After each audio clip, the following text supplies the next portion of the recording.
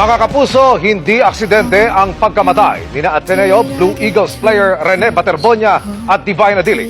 Yan po ang lumabas sa inisyal na investigasyon ng PNP-CIDG na patuloy pang kumakalap ng iba't ibang testimonya sa nangyaring trahedya sa training sa Aurora. Hinamong din nila ang nagbitiw na si Coach Tab Baldwin na harapin ang investigasyon. Nakatutok si Marisol Abduraman. As far as CIDG is concerned, hindi ito aksidente. Right now, ma'am? No, it's not. Para sa Criminal Investigation and Detection Group ng Pulisya o CIDG, hindi aksidente ang pagkamatay ng Ateneo basketball team players sa sina Rene Baterbonia at Divine Adili. Lumabas sa kanilang investigasyon na halos lahat ng player ay nasa dagat. May 700 metro ang layo mula sa resort.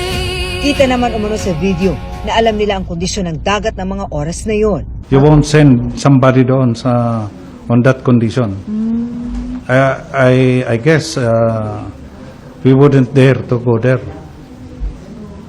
sa water during that time. They were aware that the current was strong prior to leaving. Why?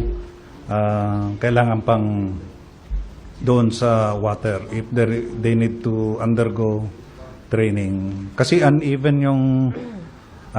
po ang ang shoreline doon sa water. Dagdag pa ng CIDG, hindi lang sina Baterbonia at Adili ang nadisgrasya sa nasabing bootcamp. You are confirming that na 4 nga po ang nalunod. 4, yeah. Some of them already experienced na makainom ng water.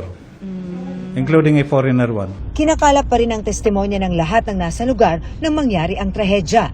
Because there are allegations that crop up na Adili was still has a pulse when he was taken out of the water.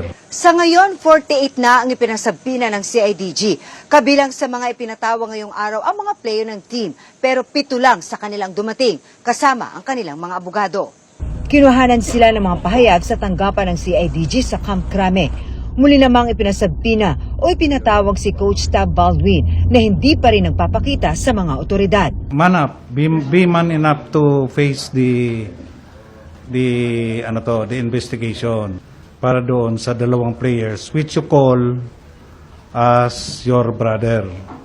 Because if you're talking about the yung battle cry of Bebop, band of brother, if you're a brother, hindi ka tatalikod. So help us also. Help the family attain justice. Inisyahan na si Baldwin ng Immigration Lookout Bulletin Order.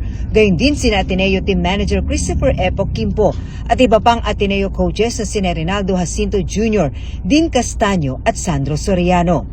Ibig sabihin, kailangang alertuhin ng immigration ng mga otoridad kung mag-a-abroad sila, bagaman di otomatikong pipigilang lumabas ng bansa. Marisol Abduraman, Nakatuto, 24 Oras. At kaugnay naman sa naunang pahayag ng Criminal Investigation and Detection Group o CIDG na hindi aksidente ang nangyari sa team building sa Aurora. Sabi ng Ateneo de Manila University, irereserba nila ang mga partikular nilang komento at paglilinaw kaugnay dyan bilang respeto sa proseso at sa mga pinasumpina. Dagdag nito, makikipagtulungan ng Ateneo sa mga otoridad.